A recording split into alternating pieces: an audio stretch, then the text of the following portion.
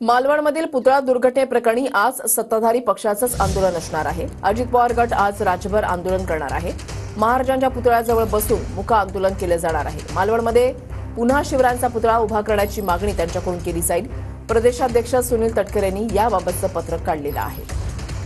अक्षय मणकणी आमचे प्रतिनिधी आमच्या सोबत आहेत, अधिक माहिती जाणून घेणार आहोत। अक्षय, अजित पवार गटाकडून आज राज्यभर आंदोलन केले जात आहे, काय स्वरूपाचं हे आंदोलन असेल, किती वाजता आंदोलनाला सुरुवात होईल?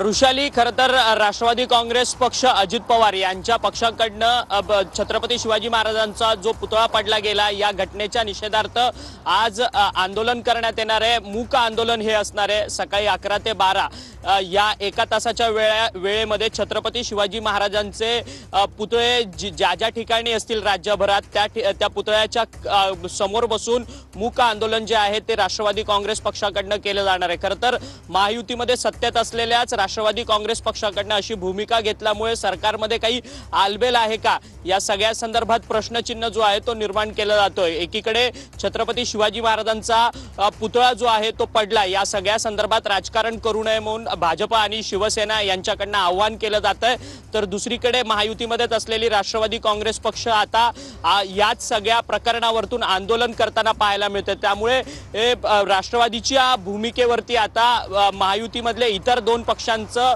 मत काय हे देखील पाहणं तितकंच महत्त्वाचं ठरणार आहे। धन्यवाद अक्षय, दिलेल्या सविस्तर माहितीसाठी।